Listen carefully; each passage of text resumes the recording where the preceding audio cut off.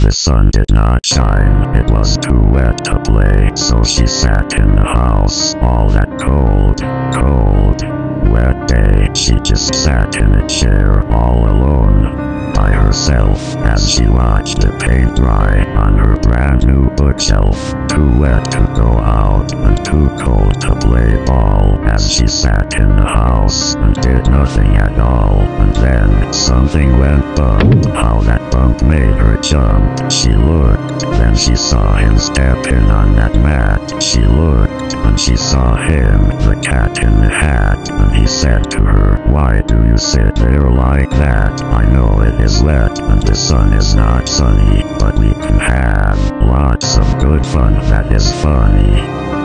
I know some good games we could play," said the cat. "I know some good tricks," said the cat in the hat. "A lot of good tricks. I will show them to you.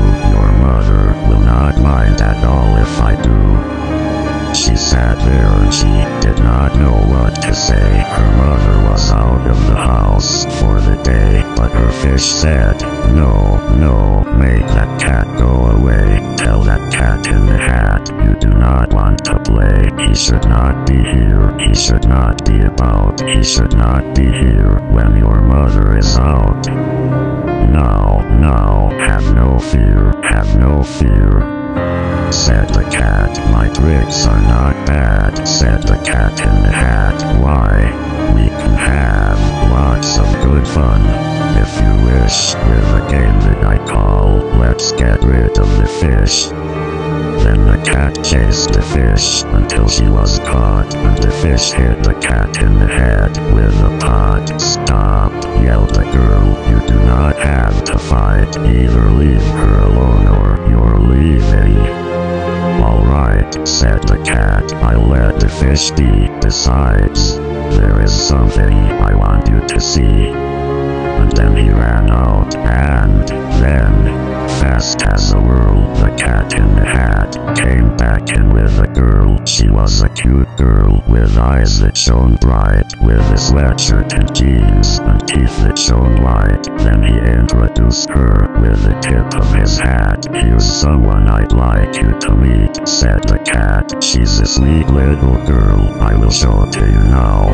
And the girl gave a twirl as the cat took a bow. "Here's a sweet little girl, and she wants to play. She can bring you some fun on this cold, wet day. She is just like you are, and I call her Thing One. Would you like to shake hands? I'm sure you'll have fun." She was so bored and she needed some fun, so she went to shake hands with the girl called Thing One, and as they shook hands, her poor fish said, No, these two should not be in the house. Make them go. They should not be here when your mother is not. Put them out, said the fish with the pot. "Have no fear, little fish," said the cat in the hat, "for she's a good thing," and he gave her a pat. "She is tame, oh, so tame. She has come here to play. She will give you some fun on this wet day. Now why don't you two go and play?" said the cat. "Just be on your way," said the cat in the hat. No, do not go," said the fish with the pot. "Do not leave me alone with this cat. You cannot. Oh, I do not like cats. They scare me. I admit. Oh, I do not like this, not one little bit." But she went anyway. She ran down the hall with Thing One. Hand in hand, they went to play dolls. Hand in hand, they went to play dolls down the hall. And left in the room was the fish and the cat. The fish with the cat. Well, she did not like that. The fish was afraid of the cat in the hat. He looked like a cat, but he smelled like a rat. The cat said to the fish, with a gleam in his eyes, "You know, we cats eat fish. This fact can't be denied." The fish shook with fear as she attempted to run, but it's not just fairy ones that want to have fun. The cat won in the end. The fish was no more. Well, she didn't put up much of a fight. What a bore. Then who should come back but the girl and Fairy One? And the cat in the hat asked, "Did you two have fun?" "We did," said Fairy One, "but now she's dried out. She's no fun anymore," said Fairy One with a pout. "Well, that's the entire idea," said the cat. "Now you'll take her place," said the cat in the hat. "We'll go house to house all over the world, taking the life force of each boy and girl while their parents are gone, and it's too wet to play. We will show up and take them away. The best time to drain them is when they're having fun. Then they'll all be replaced with Fairy Twos and Fairy Ones. Now take her outside," said the cat to Fairy One. "Soon she'll be nothing, just beams in the sun. Then come back inside, there's work to be done. We've so much to do, we've only begun."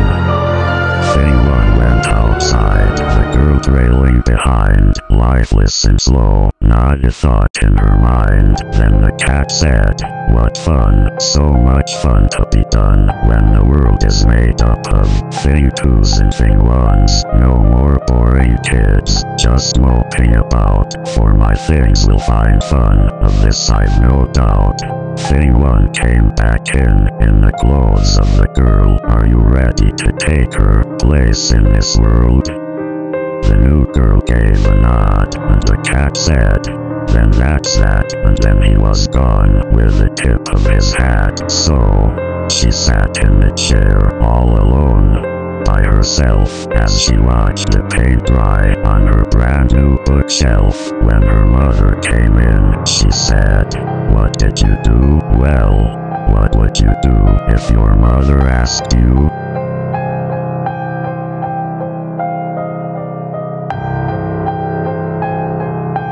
Like and subscribe for more creepypastas. Sweet dreams.